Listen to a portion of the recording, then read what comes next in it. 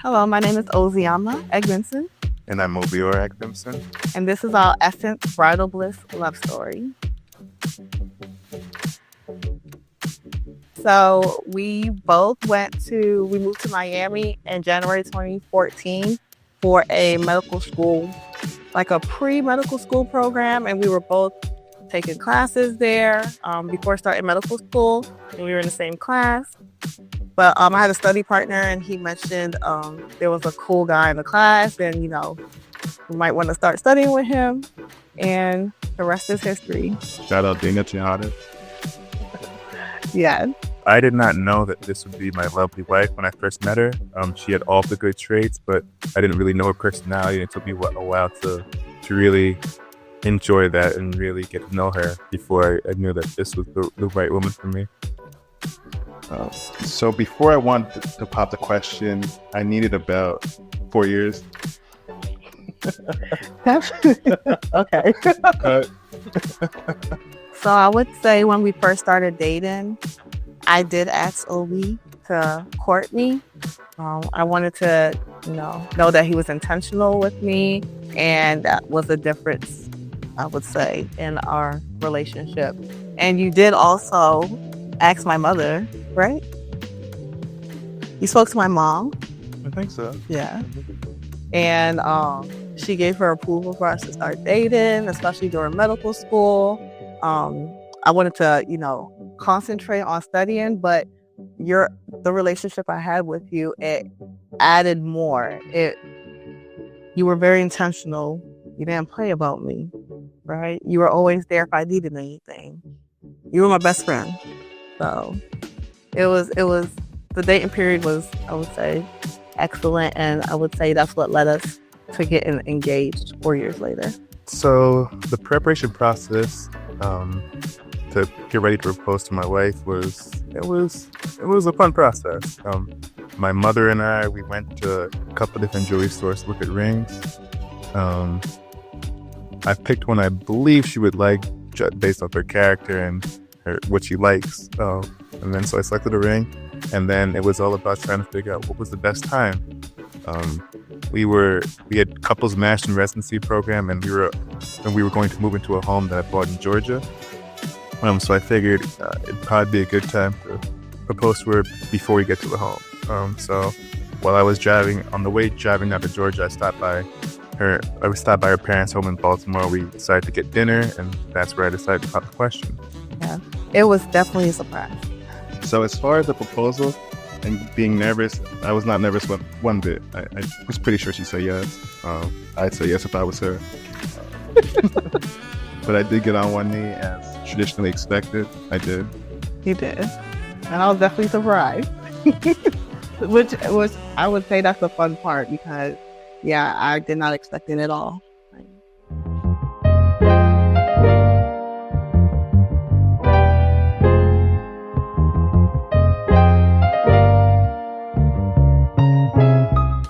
Typically a lot of girls they're like, I knew it was coming. Honestly, she was confused.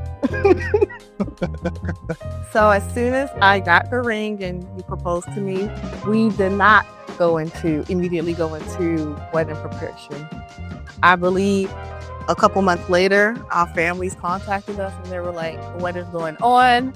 We need to set a date. We need to have what's that thing called? Our traditional, we're Nigerian, so we do something called an introduction. They're like, we need to have the introduction this year. So we had our Nigerian introduction, which was very small and intimate, and that was at my house. And I had a few close friends. You had a few close friends, and that's where we did our introduction. And that's when our families had us set a date for our Nigerian traditional wedding. So basically, we had our Nigerian traditional wedding, and we actually set a date in 2020 for our white regular wedding. But that was canceled due to COVID. So we pushed it up to 2022, but I got pregnant with our daughter, and that had us push our wedding back again. To 2024. 2024. And honestly, our lives changed. It was just amazing to see the type of father you became and how supportive you are. And I would say, I mean, initially it was stressful, but we started to get the hang of it after a couple weeks with the help of both of our mothers and our family. It is great to be a girl dad. So what is it like to be a girl dad? I love it. You know, I get to be like emotional and things like that. It's a good feeling, I guess. Added some softness to my personality. I really appreciate it for that. So how was it like planning our big destination wedding? We actually started planning during our baby moon in October 2022. We used that as like a 2-year anniversary trip. I believe we took like a 2-week vacation. Where did we start the vacation? Was it Paris? I think we started the vacation in Paris, and then we moved on to Venice, Italy, and we looked at wedding venues in every city that we actually visited. I think we also visited Milan. And then our last stop was Barcelona, Spain. And I found this castle on Instagram, and I'm like, I have to see it in person. The owner of the castle, we met up with our soon-to-be wedding planner, who we actually used, and we were able to tour the castle. And just even from the gates, riding up, we fell in love. So we used Black vendors, majority Black vendors, and that was important to me just because, you know, we're Black, we understand each other, we just, you know, I believe that they're able to, you know, see the vision, use the correct lighting and everything like that. So how was it planning with them? It was, I mean, very easy. We picked the date and we were able to know who our vendors were early on, I believe at least a year in advance for majority of people. So I wanted this dress from a wedding vendor, or actually a wedding designer, that I don't want to reveal their name, but I mean, they're big on Instagram. So initially I flew out to New York, met with the designer. They were supposed to make this dress. They sketched everything. I actually was supposed to have 2 dresses from them. And come August of 2024, the communication was horrible. I'm a type A person, so I had been communicating with them from like April or May. I was even gonna fly out, but honestly, my schedule did not permit, and they insisted that they would have the dress ready on time. So the dress was actually supposed to be sent to me in June. Come June, no communication. July, August. So I have my stylist, who is Chris Aye, and he recommended a Black-owned, a Nigerian stylist, wedding dress designer who does amazing work. So he was able to sketch my dream dress, and we were able to contact her. And I honestly don't think she realized that my wedding was in 2 months. I think when she realized it, I mean, she delivered. She did an amazing job, and she was actually able to have my dress delivered to Barcelona, even with the time constraints and everything. The communication was A1, and I am forever grateful and happy. It was important for me to incorporate crystals, 3D beading. I just wanted to look different. I wanted like your typical white dress, but I wanted it to be extra. And the reason is because my bridesmaids were wearing white. So I just wanted to stand out. I just wanted to, like, in the nighttime, I wanted to glisten, and she did deliver that. Chris was able to help sketch the dress, and she delivered just that. She worked with me every morning. She would contact me. I would be texting her. She would send updates throughout the day, and it was just amazing. I'm actually happy the other designer made the mistake, because this dress was everything and more.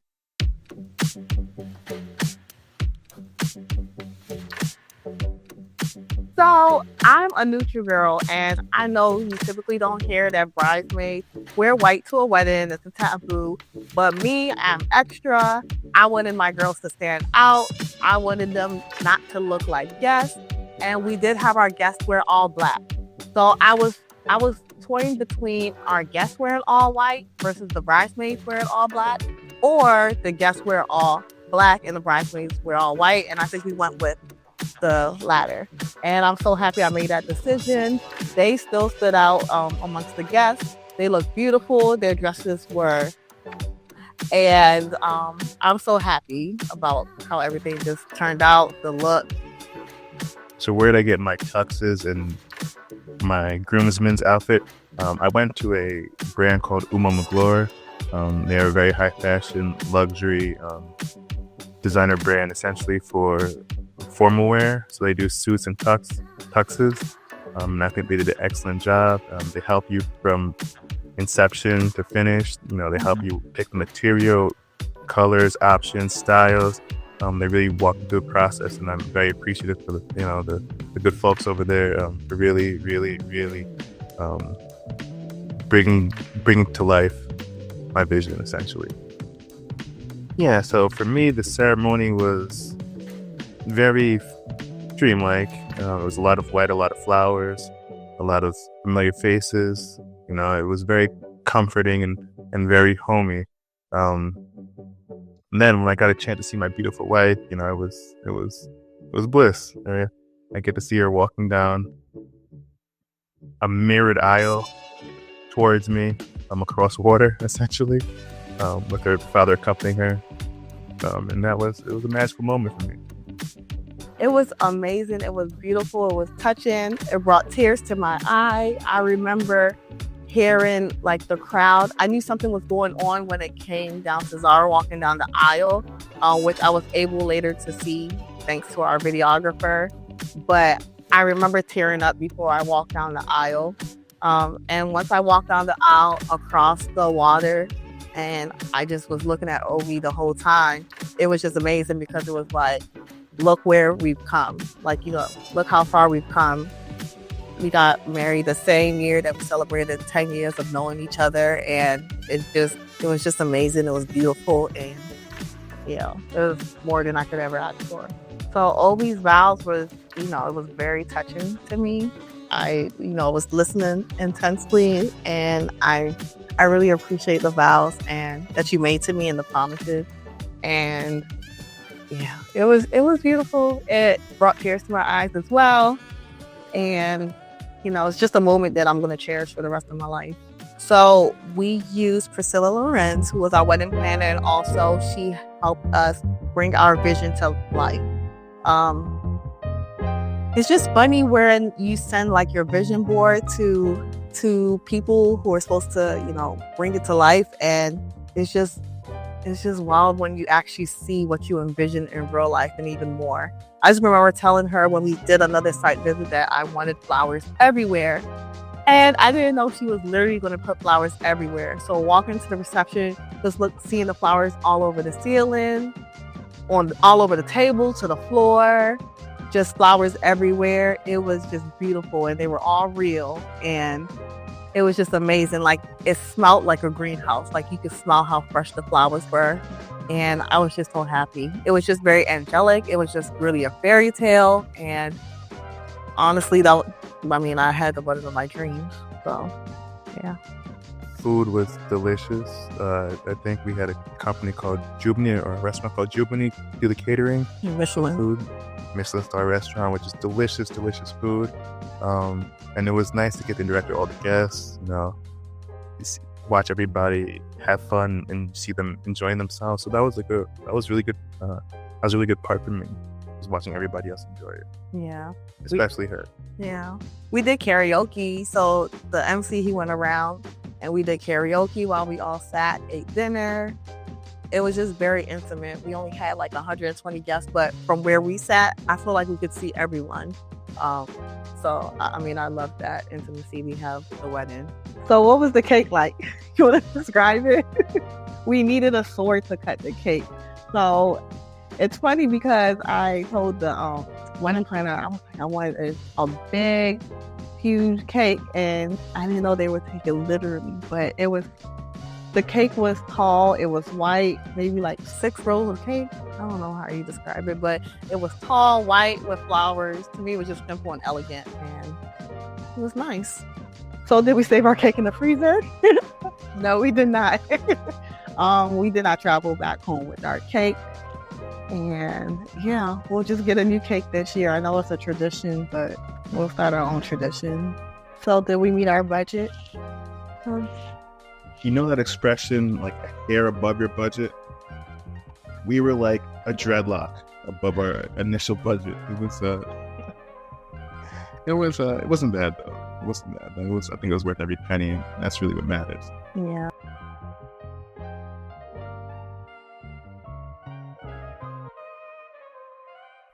So let's tell you guys about our ring, or my ring, actually. So you want to start? No. Chris? Yeah. So, Obi initially first bought my first ring in 2018, but after I gave birth to Zara, he presented me with a push gift. So my ring was upgraded. And, you didn't even consult me for either ring, which is impressive that you know my style. And I love it. And I'm very appreciative of my upgraded ring. So what advice would I share with other couples getting married? I would say invite those who, mean the best for you, who, you actually speak to. I would invite actual friends, family, and not acquaintances. And also, an advice someone gave to me is after you walk down the aisle, and the ceremony is complete, be by your husband's side, be by your spouse's side the entire day so you guys can have the same memory. Yeah, so my advice would be know what you want, and if you don't know, ask your wife. Yeah. So what's next for Obi and Oz? Continue to love each other, continue to grow our family. We love Zara, and one of these years she'll have a sibling. We work together, so continue to work together, make this money, and start these businesses. What do you think? Yeah, I think we're just gonna just grow together in every sense of the word. Family, business, Hey, faith, and love, really. brother. Yes.